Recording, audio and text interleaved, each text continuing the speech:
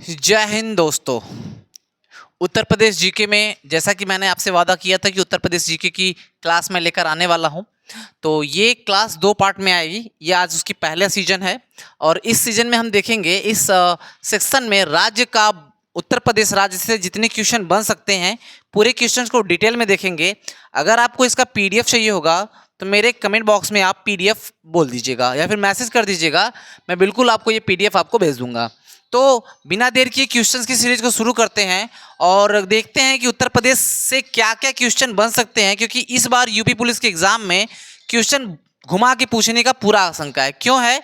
क्योंकि बाबू समझ सकते हो कि एग्जाम इस बार टफ होने वाला है, क्योंकि पिछली बार पेपर लीक हो गया था और पिछली बार पेपर लीक होने की वजह से इस बार जो बोर्ड है वो सोच रहा होगा कि पेपर को ऐसा बनाया जाए कि वो लीक भी ना हो और उसमें ज़्यादा दिक्कत भी ना हो और बच्चे थोड़ा सा फंसे एग्जाम में।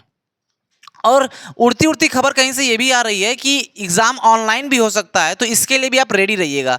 ठीक है, तो चलिए क्वेश्चंस को थोड़ा सा शुरू करते हैं। अपनी टॉपिक है हमारी उत्तर प्रदेश जीके और यहाँ से कम आपके 5 से 6 क्वेश्चन हर सेशन में फंसने वाले हैं। आपका जितने भी शिफ्ट में एग्जाम होगा कम से कम 4 से 5 क्वेश्चन फंसने वाले हैं। तो क्या कह रहा है, राज्य का विभाजन कब हुआ? तो बाबू राज्य का विभाजन हुआ कब? सन 2000 में। ठीक, कब हुआ?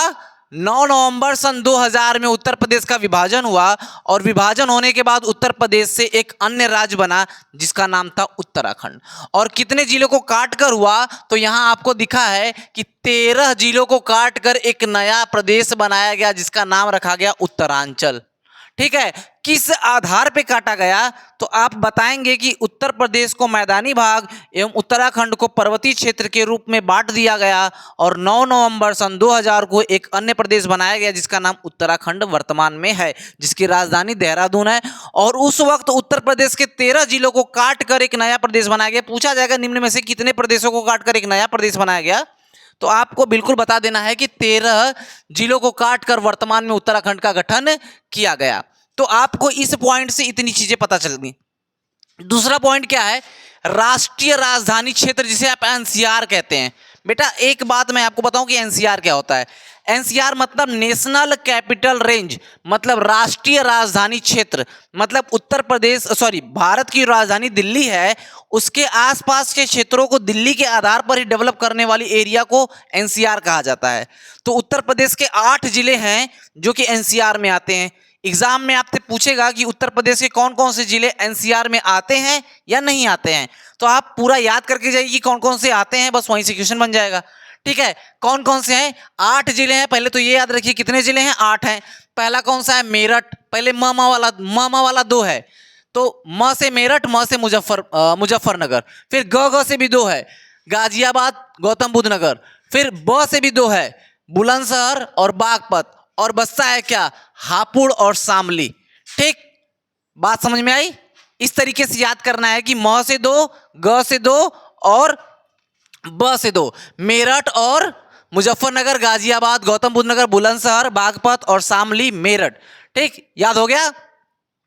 चलिए, 8 एनसीआर में आते हैं। उत्तर प्रदेश में 8 जिले आते हैं एनसीआर में, आपको यहीं से याद करके जाना है। ठीक है, चलिए अपने अगले पॉइंट पे बढ़ते हैं। हमारा अगला पॉइंट क्या है? उत्तर प्रदेश में ऐसे मुख्यमंत्री जिन्होंने प्रधानमंत्री बनने का गौरव प्राप्त हुआ। कितनी बड़ी बात है कि उत्तर प्रदेश हमारे यहाँ प्रधानमंत्री की धरती कहा जाता है।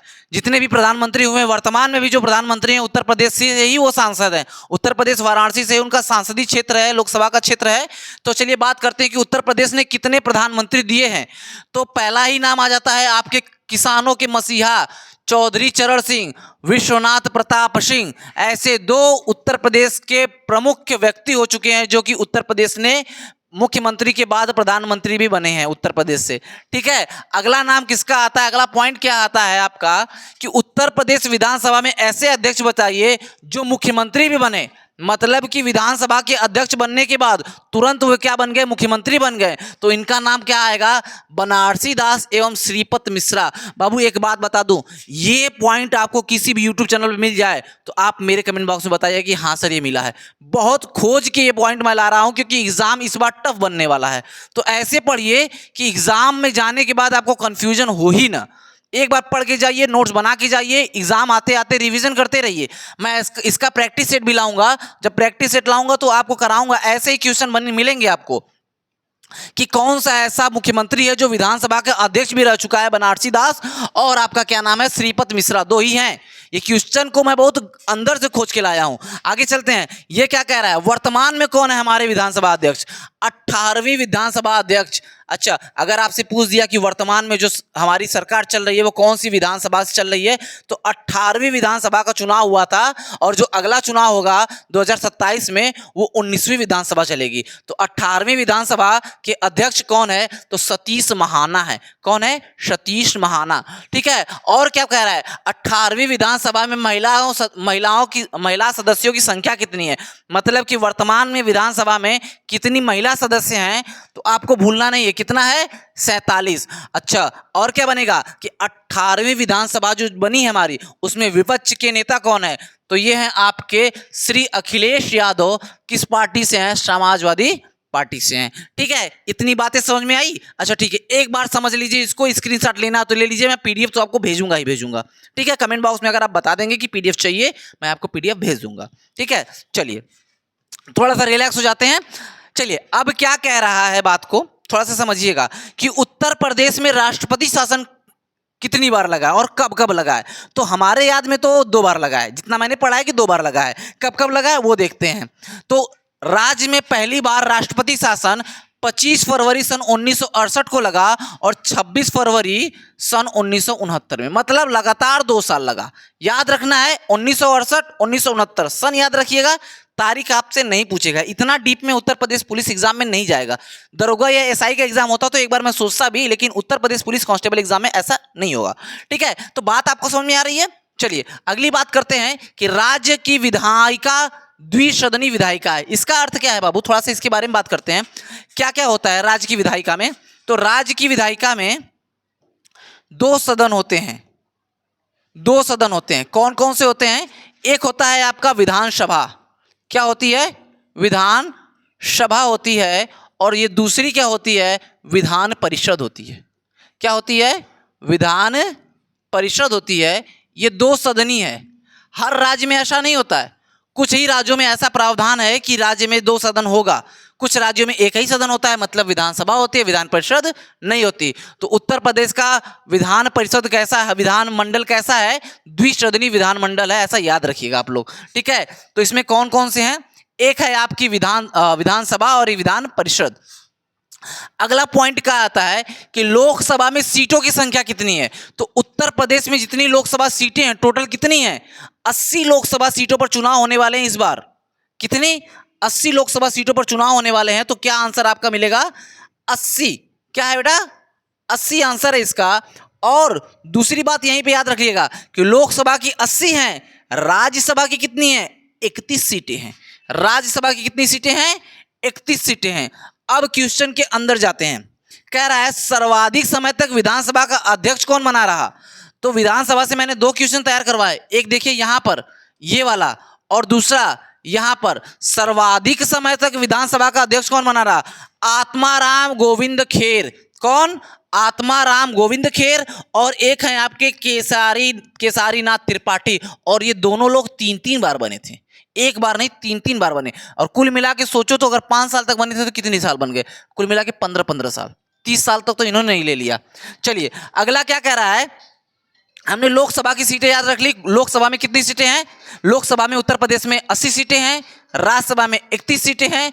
और अब बात करेंगे विधानसभा में, तो विधानसभा में कितनी सीटें हैं, 403।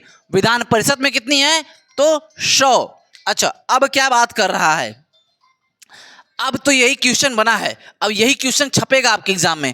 कह रहा है कि प्रथम राज्य विधानसभा का गठन कब हुआ, मतलब उत्तर प्रदेश में पहली बार राज्य विधानसभा कब बनी, कब बनी। और सबको लगेगा कि जब आज़ाद हुआ होगा तभी बनी होगी, सन 1950 में या 1956 में, तो ऐसा नहीं है। ये बनी 1937 में, क्योंकि सन 1935 में आया था भारत शासन अधिनियम सन 1935, और उसी के बाद आपका राज्यमंडल चुनाव हुआ और उसमें क्या बन गया, सन 1937 में उत्तर प्रदेश विधानसभा का गठन हो गया हुआ। अगली बात करते हैं, क्या कह रहा है कि उत्तर प्रदेश में कौन सा ऐसा जिला है, कौन सा ऐसा जिला है जहां पर सबसे ज्यादा विधानसभा की सीटें हैं? तो बाबू उत्तर प्रदेश में सबसे ज्यादा विधानसभा की सीटें हैं कहां पे? आपके प्रयागराज, उत्तर प्रयागराज में, जिसको आप लोग जानते हैं इलाहाबाद के नाम से। उसमें कुल कितनी सीटें हैं? 12 सीटें हैं। 12 विधानसभा सीटें हैं। और आप जिस भी जिले से बिलोंग करते हो, कमेंट बॉक्स में प्लीज बताना कि आपके क्षेत्र में कितनी विधानसभा सीटें हैं और आप किस विधानसभा सीट से इस क्लास को पढ़ रहे हो। ठीक है, सर्वाधिक विधानसभा सीटें कितनी हैं? तो प्रयागराज में 12 सीटें हैं। चलिए बाबू अब अगली स्लाइड पे बढ़ते हैं। अगली स्लाइड के बाद ये स्लाइड हमारी लास्ट है और इस स्लाइड में बस हम क्षेत्रफल और एरिया के बारे में बात करेंगे। अगली स्लाइड है मेरे पास, लेकिन वीडियो ज़्यादा बड़ी ना हो जाए इसलिए मैंने पार्ट 2 बना रखा है इसका। तो इसको अगर आपको चाहिए तो नेक्स्ट वीडियो का वेट करते रहिए। पहले आज थोड़ा सा इसको पढ़ लेते हैं। क्या कह रहा है? राज्य का सबसे बड़ा जिला किस मामले में? क्षेत्रफल के मामले में। तो कह रहा है राज्य का सबसे बड़ा जिला क्षेत्रफल के मामले में कौन है? लखीमपुर खीरी है। कौन है बाबू? लखीमपुर खीरी है, जिसका क्षेत्रफल इतना है 7,680 है, जो कि कभी नहीं पूछा जाएगा। बस आप याद रखिए कि कौन सा जिला सबसे बड़ा है।